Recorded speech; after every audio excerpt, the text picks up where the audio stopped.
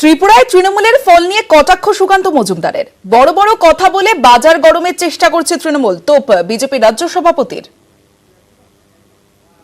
আমরা আগে বলেছিলাম যে ওখানে প্রধান বিরোধী আমাদের কংগ্রেস এবং সিপিএম। কংগ্রেস একটা সিট পেয়েছে, তৃণমূল যথারীতি 1.09 তাদের পায়ে প্রাপ্ত হাইয়েস্ট ভোট যুবরাজনগর বিধানসভাতে। শুধুমাত্র তারা বড় বড় গরম গরম কথা বলে বাজার গরম করার চেষ্টা করেছে। আদতে ত্রিপুরার জনগণ সেই আপ্তবাক্যই ত্রিপুরাতে আরেকবার স্মরণ করিয়ে দিয়েছে, পশ্চিমবঙ্গে ভোট লুট, ত্রিপুরাতে হেরে ভূত। পশ্চিমবঙ্গে ভোট নিয়ে অভিযোগ সুকান্ত মজুমদারের। সংবাদ মাধ্যমের উপর আক্রমণের প্রতিবাদ। পশ্চিমবঙ্গে অলিখিত জরুরি অবস্থা, তোপ সুকান্ত। আমরা তীব্র প্রতিবাদ জানাচ্ছি এর, এবং মাননীয় মুখ্যমন্ত্রীর একবার দেখা উচিত। উনি তো গণতন্ত্রের কথা বড় বড় বলেন, এখন পশ্চিমবঙ্গে অলিখিত এমার্জেন্সি চলছে 11 বছর ধরে। সাংবাদিক এবং মহিলা সাংবাদিকের উপর আক্রমণ তার একবার প্রমাণ করলো যে আমরা সত্যি কথা বলছি। এই মুহূর্তে আমাদের সঙ্গে রয়েছেন তৃণমূল সাংসদ শান্তনু সেন। শান্তনুবাবু, সুকান্ত মজুমদার বলছে যে বড় বড় কথা বলে বাজার গরমের চেষ্টা করেছে তৃণমূল ত্রিপুরায়, এমনটাই বলেছেন বিজেপি রাজ্য সভাপতি। আপনার প্রতিক্রিয়া? দেখুন, প্রথম কথা, সুকান্ত মজুমদার বাংলার রাজ্য সভাপতি। তিনি তার রাজ্য সভাপতি হয়ে তার দলের কতজনের আনুগত্য উপভোগ করেন সেটা তিনি নিজেই জানেন না। কারণ বিক্ষুব্ধ গোষ্ঠী যেভাবে স্ট্রং হচ্ছে, বিজেপি বাঁচাও কমিটি যেভাবে তৈরি হচ্ছে, সুকান্ত বাবু নিজের গতি টলমলো, এবং তিনি নিজে বুঝতে পারছেন বাংলায় যেভাবে প্রত্যেকদিন সূর্যোদয়ের সাথে সাথে মমতাদির জনপ্রিয়তা বাড়ছে, আগামী 2024-এ তিনি আর দ্বিতীয়বারের জন্য লোকসভায় যেতে পারবেন না, সেটাও তিনি প্রায় নিশ্চিত হয়ে গেছেন। তাই তিনি ত্রিপুরার কথা বলছেন। আমি স্মরণ করিয়ে দিই, ত্রিপুরায় বিধানসভা নির্বাচনকে কেন্দ্র করে কি প্রহসন হয়েছে সেটা ত্রিপুরার মানুষ সহ সারা ভারতবর্ষের মানুষ দেখেছে। মুখ্যমন্ত্রীর মুখ বদল করে যখন তারা বুঝতে পেরেছিল যে মানুষের মনও বদলাতে শুরু করে দিয়েছে, মুখ্যমন্ত্রীর মুখ বদল করে আমরা কিছু করতে পারবো না, তখন তারা নির্বাচনে যেভাবে সন্ত্রাসকে হাতিয়ার করেছে, নির্বাচন কমিশনের একাংশকে কাজে লাগিয়ে, প্রচার মাধ্যমের একাংশকে কাজে লাগিয়ে যেভাবে তারা সন্ত্রাস চালিয়েছে আমরা দেখেছি নির্বাচনের দিনটা, তাদের মুখে এই ধরনের কথা শোভা পায় না। আমরা আবার বলছি, পঞ্চায়েত নির্বাচনে 24% ভোট পেয়েছিল তৃণমূল কংগ্রেস। এইবারে যদি সঠিকভাবে ভোট করতে দেওয়া হতো, গণতান্ত্রিক পদ্ধতিতে যদি ভোট দেওয়া হতো, তাহলে তৃণমূল কংগ্রেস যথেষ্ট ভালো রেজাল্ট করতো। শান্তনুবাবু, সুকান্ত মজুমদার পশ্চিমবঙ্গের ভোট নিয়েও একটা অভিযোগ করেছেন যে সংবাদ মাধ্যমের উপর আক্রমণের প্রতিবাদ করেছেন। পশ্চিমবঙ্গে অলিখিত জরুরি অবস্থা, এমনটাই বলছেন সুকান্ত মজুমদার। শান্তনুবাবুকে একটু স্মরণ করিয়ে দিই, তিনি ক্যালকুলেশন করে দেখুন, ত্রিপুরাতে ইতিমধ্যে বিভিন্ন জায়গাতে তাদের ভোটের পার্সেন্টেজ আগের থেকে অনেক কমে গেছে। তারা ত্রিপুরাতে যে জনবিচ্ছিন্ন হতে শুরু করেছেন সেটা তাই তারা খুব ভালো মতো জানে। তাই বিধানসভাকে তারা সর্বশক্তি দিয়ে, রাজশক্তিকে দিয়ে তারা বিধানসভা দখল করার প্রচেষ্টায় রাজনীতিতে অংশ নিয়েছিল। আর বাংলায় গণতন্ত্র বিরাজ করে, বাংলায় গণতান্ত্রিক পদ্ধতিতে মানুষ নির্বাচনে অংশগ্রহণ করে, সেই কারণে প্রত্যেকটা নির্বাচনে মানুষ স্বতঃস্ফূর্তভাবে ভোটদানে অংশগ্রহণ করে এবং মমতা বন্দ্যোপাধ্যায়ের উন্নয়নের পাশে থাকে বলেই প্রত্যেকটা নির্বাচনে তৃণমূল কংগ্রেস আগের থেকে বেশি ভোটে জয়লাভ করে। অনেক ধন্যবাদ আপনাকে।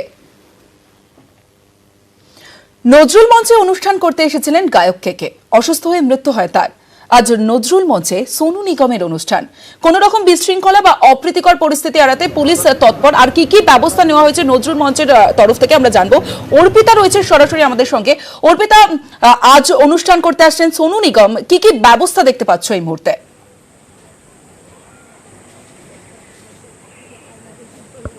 দেখো, সম্প্রতি কিছুদিন আগে প্রখ্যাত গায়ক কেকে তিনি অনুষ্ঠান করতে এসেছিলেন এই নজরুল মঞ্চে কলকাতায়, এবং তারপরেই তিনি এখান থেকে যখন তিনি হোটেলে ফেরেন তখনই তিনি অসুস্থ হন এবং তারপরেই তার মৃত্যু হয়।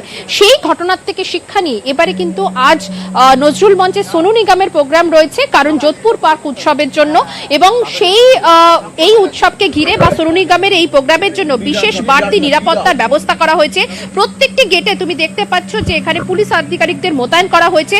তার সঙ্গে এই যারা উদ্যোক্তা তাদের তরফ থেকেও কিন্তু বাড়তি নজরদারি, যারা আসছেন এখানে সোনু নিগমের প্রোগ্রামে তাদেরকে কিন্তু পাস দেখে তারপরে ভেতরে প্রবেশ করানো হচ্ছে, কারণ ভেতরে প্রায় 2482 মতো এখানে সিট রয়েছে এবং যাতে না হয় সেই কারণে কিন্তু প্রত্যেকজনকে পাস দেখিয়ে তারপরে ভেতরে ঢোকানো হচ্ছে। এছাড়াও কিন্তু বিশেষ ব্যবস্থা রয়েছে। আমি আমার ক্যামেরা পার্সনকে বলবো একবার ভেতরটা দেখানোর জন্য, যে অ্যাম্বুলেন্স প্রায় 2 থেকে 3টে অ্যাম্বুলেন্স রয়েছে, যাতে কেউ যদি অসুস্থ হয়ে পড়েন তাহলে যাতে তাকে সঙ্গে সঙ্গে যাতে নিয়ে যাওয়া হয়। এছাড়াও কলকাতা পুলিশের তরফ থেকে বিশেষ বাড়তি নজরদারির ব্যবস্থা করা হয়েছে, প্রত্যেকটি গেটে মোতায়েন করা হয়েছে পুলিশ, এবং ভেতরে এসি কাজ করছে কিনা সেগুলোকেও চেক করা হয়েছে। আমি একটু এখানে কথা বলার চেষ্টা করব, ভেতরে কি ব্যবস্থাপনা রয়েছে? ভেতরে ব্যবস্থা আছে, জল নিয়ে যাওয়া হচ্ছে, শুধু খাবার কোনো অ্যালাউ নেই, কোনো ফুড অ্যালাউ নেই ভেতরে। অ্যাম্বুলেন্স 3টে আছে, ডাক্তার আছেন 5 থেকে 6 জন। ইমার্জেন্সি কোনো কিছু হলে সঙ্গে তৎক্ষণাৎ ব্যবস্থা করা যায় যাতে। আর সবকিছু এভরিথিং পাস দিয়ে স্ক্র্যাচ করে ঢোকানো হচ্ছে।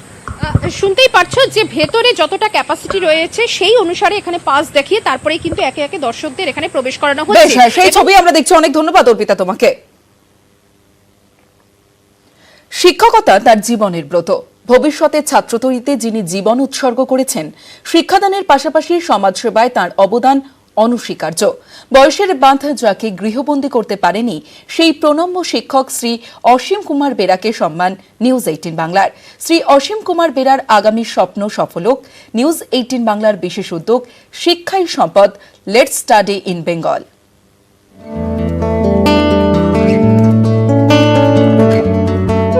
পথ চলতেই ভালোবাসেন মাস্টারমশাই।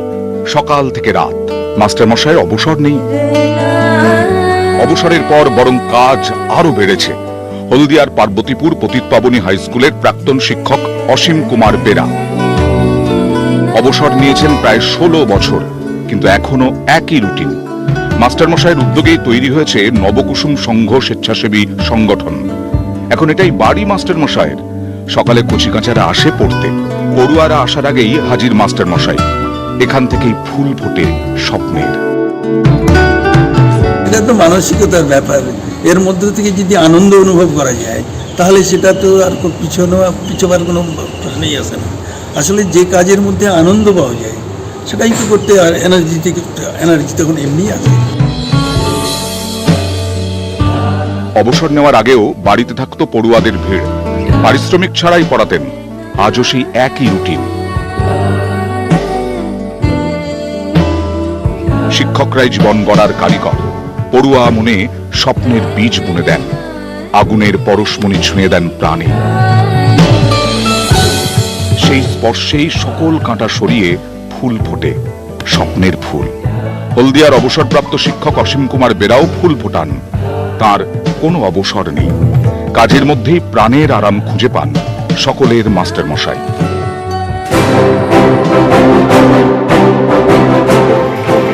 প্রণম্য শিক্ষককে সম্মান জানাচ্ছে নিউজ 18 বাংলা।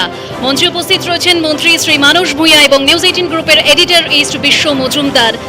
সম্মান তুলে দিচ্ছে। বড় হয়েছে অথবা বেঁচেই আছি সমাজ থেকে রসদ নিয়ে। তো আমাদের কাজ হচ্ছে যে এই সমাজ থেকে যা এত পেলাম, কিছুটা ঋণ আমরা তো শোধ করতে পারি সমাজের কাজ করে। অবসরের সময়টা তার আগের থেকেই যেমন করতাম, তাহলে অবসরের পরে সেই সুযোগটা আরও বাড়লো। তো যে সামান্য কাজের মধ্য দিয়ে এই ঋণ শোধের যে প্রয়াস, নিউজ 18 বাংলার কর্তৃপক্ষের এই প্রয়াসে যেভাবে গৌরবান্বিত হলো, সেই জন্যে নিউজ 18 বাংলার কর্তৃপক্ষকে আমি শ্রদ্ধার সঙ্গে কৃতজ্ঞতা জানাই।